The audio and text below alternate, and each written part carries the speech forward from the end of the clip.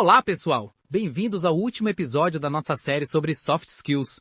Eu sou Marcos. E eu sou Carla. É com muita alegria que chegamos ao terceiro e último episódio desta nossa jornada incrível sobre habilidades interpessoais. Estamos muito felizes com o feedback que recebemos até agora. Com certeza, Carla. E hoje vamos fechar com chave de ouro, abordando um tema que considero fundamental para qualquer profissional: liderança e inteligência emocional. Exatamente, Marcos. E se você está nos acompanhando pela primeira vez, recomendamos que depois volte para ouvir os episódios anteriores da nossa série. Mas não se preocupe, este episódio também funciona perfeitamente de forma independente. Carla, antes de mergulharmos no tema, queria começar com uma reflexão. Você já percebeu como a palavra liderança muitas vezes é associada apenas a cargos de chefia? Totalmente, Marcos. Esse é um dos maiores equívocos que vemos no mundo corporativo. Liderança não é sobre cargo, é sobre influência e como você impacta as pessoas ao seu redor. Exatamente. E é aí que entra a inteligência emocional. Hoje vamos explorar 3 pilares fundamentais que conectam liderança e inteligência emocional: autorregulação e prevenção ao burnout, empatia e construção de confiança e liderança de propósito e foco. E como sempre fazemos, vamos trazer nossas experiências pessoais para ilustrar esses conceitos. Acho que isso deixa tudo mais tangível para nossos ouvintes, não é? Com certeza. Então, vamos começar pelo primeiro pilar: autorregulação e prevenção ao burnout. Carla, você tem uma história interessante sobre isso, não é? Tenho sim, Marcos. Há cerca de 3 anos, eu estava liderando um projeto gigantesco na empresa onde trabalhava. Era um projeto internacional, com equipes em 3 fusos horários diferentes. Eu estava tão focada em entregar resultados que comecei a ter reuniões às 6 da manhã e às 11 da noite no mesmo dia. Nossa, isso soa extremamente desgastante. E foi. Em menos de 3 meses, comecei a apresentar sintomas claros de burnout: insônia, irritabilidade, queda de produtividade. O pior é que eu não estava percebendo o impacto que meu comportamento tinha na equipe. Se eu, como líder, estava trabalhando nesse ritmo insano, estava indiretamente comunicando que esperava o mesmo deles. E como você lidou com essa situação? Precisei de um grande exercício de autorregulação. Primeiro, reconheci que não estava bem e busquei ajuda profissional. Depois, estabeleci limites claros. Nada de reuniões antes das 8 ou depois das 18, respeitando os finais de semana e implementando pausas regulares durante o dia. Essa parte da autorregulação é crucial. Muita gente acha que líder forte é aquele que trabalha sem parar, quando na verdade um bom líder reconhece seus limites e cuida da própria saúde mental. Exatamente. E o mais interessante foi o resultado. Quando comecei a respeitar meus próprios limites, a equipe se sentiu autorizada a fazer o mesmo. A produtividade aumentou, o clima ficou mais leve e conseguimos entregar o projeto com qualidade e sem adoecer no processo. Isso me lembra uma frase que eu ouvi uma vez: você não pode derramar de um copo vazio. Se você como líder está esgotado, não tem como inspirar ou ajudar a sua equipe. Perfeito. E esse é o ponto fundamental da autorregulação. Não é egoísmo, é necessidade. Reconhecer seus gatilhos emocionais, gerenciar o estresse e estabelecer limites saudáveis beneficia a todos. Falando em beneficiar a todos, isso nos leva diretamente ao segundo pilar: empatia e construção de confiança. E aqui tem uma experiência pessoal para compartilhar. Conta pra gente, Marcos. Há 2 anos fui promovido para liderar uma equipe que estava extremamente desmotivada. O líder anterior tinha um estilo muito autoritário e a confiança estava completamente quebrada. Nas primeiras semanas, percebi que, sempre que eu fazia sugestões, a equipe respondia com um sim automático, mas sem engajamento real. E como você percebeu isso? Pela linguagem corporal, principalmente. Pessoas cruzando os braços, olhares desviados, falta de participação nas reuniões.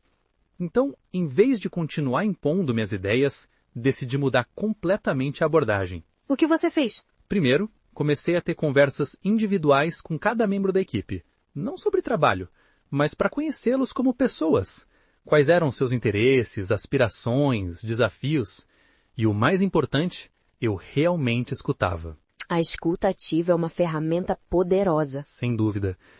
E então comecei a implementar sessões semanais, onde a equipe podia expressar livremente suas ideias e preocupações, sem julgamentos. No início foi difícil, havia muito silêncio, mas aos poucos as pessoas começaram a se abrir. E quanto tempo levou para ver resultados? Cerca de 3 meses. Não foi rápido, mas foi transformador. Percebi que a confiança estava crescendo quando as pessoas começaram a discordar de mim nas reuniões e a propor alternativas. Isso, para mim, foi um grande sinal de que estávamos no caminho certo. Isso é fascinante. Muitos líderes interpretariam discordância como desrespeito, mas você viu como um sinal positivo. Absolutamente. Uma equipe que apenas concorda com tudo que você diz não é uma equipe engajada. A empatia não significa concordar sempre, mas criar um ambiente onde todos se sintam seguros para expressar suas opiniões. E como isso afetou os resultados do time? Foi incrível, Carla. Em 6 meses, viramos a equipe com o maior índice de inovação da empresa. As pessoas estavam propondo ideias que eu jamais teria pensado sozinho. E o mais importante, o nível de satisfação e bem-estar da equipe disparou nas pesquisas internas. Isso ilustra perfeitamente como a empatia não é apenas uma habilidade legal de se ter, mas sim um verdadeiro diferencial competitivo para líderes. Exatamente. Empatia gera confiança, confiança gera engajamento e engajamento gera resultados excepcionais. É um ciclo virtuoso. E isso nos leva ao terceiro e último pilar, liderança de propósito e foco. Esse é um tema que me apaixona particularmente. Por que esse tema te conecta tanto, Carla? Porque eu vivi na pele como é trabalhar em um ambiente sem propósito claro. Alguns anos atrás, eu estava em uma posição de liderança em uma empresa que tinha crescido muito rapidamente. Tínhamos metas agressivas, prazos apertados, mas ninguém realmente entendia o porquê por trás de tudo aquilo. Aquele famoso correr por correr. Exatamente. E era frustrante tentar motivar minha equipe quando nem eu mesma entendia completamente o propósito maior do nosso trabalho. Acabei tomando uma decisão radical. Pedi demissão e fui trabalhar em uma startup menor, mas com uma missão muito clara. Uau, essa foi uma decisão corajosa. Foi assustador no momento, mas foi a melhor decisão que tomei. Na startup, cada pessoa entendia perfeitamente como seu trabalho contribuía para a missão maior da empresa. E isso mudou completamente minha abordagem como líder. De que forma específica? Eu passei a dedicar muito mais tempo garantindo que todos entendessem não só o que precisávamos fazer, mas por que estávamos fazendo. Nas reuniões, sempre começávamos relembrando nosso propósito maior antes de discutir tarefas específicas. Isso me faz pensar no conceito de começar com o fim em mente, do Stephen Covey. Exatamente isso. E o resultado foi uma equipe muito mais focada e resiliente. Quando os obstáculos surgiam, e eles sempre surgem, não é? As pessoas não desanimavam facilmente porque tinham clareza sobre o impacto maior do seu trabalho. Essa clareza de propósito também deve ajudar muito na tomada de decisões, imagino. Com certeza. Quando você tem um propósito claro, fica muito mais fácil priorizar. Qualquer decisão pode ser avaliada com uma pergunta simples. Isso nos aproxima ou afasta do nosso propósito? E aí entra o elemento do foco, não é?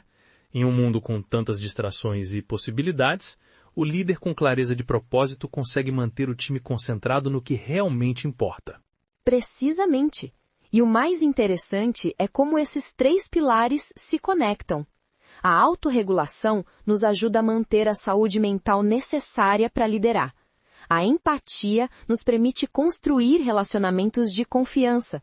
E o propósito claro nos dá a direção para canalizar esses relacionamentos em resultados significativos. Carla, pensando nesses 3 pilares, qual você diria que é o maior desafio para quem está começando a desenvolver sua inteligência emocional como líder? Excelente pergunta. Acho que o maior desafio é justamente encontrar o equilíbrio. Por exemplo, você pode ser muito empático, mas se não tiver autorregulação, pode acabar absorvendo todos os problemas da sua equipe e se esgotando. Faz muito sentido. Ou você pode ter um propósito muito claro, mas sem empatia pode acabar atropelando as pessoas no caminho. Exato. É por isso que vejo a liderança com inteligência emocional como uma dança constante entre esses 3 elementos. E como qualquer dança, leva tempo e prática para ficar fluida. E falando em prática, acho que nossos ouvintes adorariam algumas dicas práticas para começar a aplicar esses conceitos imediatamente. O que você sugere, Carla? Ótima ideia! Para desenvolver a autorregulação, recomendo começar com uma prática diária de mindfulness, mesmo que seja por apenas 5 minutos. Isso ajuda muito a reconhecer seus gatilhos emocionais antes que eles tomem conta. E para a empatia, um exercício que me ajudou muito foi o de inversão de perspectiva. Antes de uma conversa difícil ou uma reunião importante, eu dedico alguns minutos para imaginar genuinamente a situação do ponto de vista da outra pessoa. Adoro esse exercício. Para o pilar do propósito, sugiro um ritual semanal de reflexão. Reserve 15 minutos toda semana para se perguntar: as ações que tomei essa semana estão alinhadas com o meu propósito maior? O que posso ajustar na próxima semana? Essas são dicas excelentes e muito práticas. E lembre-se, pessoal, desenvolvimento de liderança é uma maratona, não uma corrida de 100 metros. Celebrem os pequenos progressos. Exatamente, Marcos. E lembrem-se que vocês não estão sozinhos nessa jornada. Temos uma comunidade incrível de ouvintes que estão todos no mesmo barco, aprendendo e crescendo juntos. Por falar em comunidade, gostaríamos muito de ouvir suas histórias e experiências sobre liderança e inteligência emocional.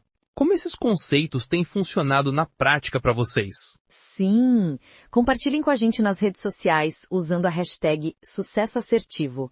E se este episódio foi útil para você, por favor, compartilhe com alguém que também poderia se beneficiar dessas reflexões. E não se esqueçam de se inscrever no nosso podcast para não perder nenhum conteúdo futuro. Estamos planejando muitas novidades para os próximos meses.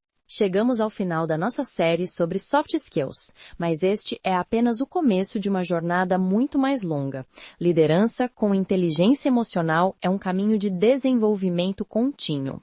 E lembrem-se, a verdadeira liderança não está no cargo que você ocupa, mas na diferença que você faz na vida das pessoas ao seu redor. Cultivem esses 3 pilares: autorregulação, empatia e propósito, e vocês verão transformações incríveis não só na sua carreira, mas em todas as áreas da vida. Muito obrigada por nos acompanhar até aqui. Foi uma honra compartilhar essas reflexões com vocês. Até o próximo episódio. Até a próxima, pessoal, e lembrem-se, sucesso não é só o que você conquista, mas quem você se torna no processo. Um grande abraço.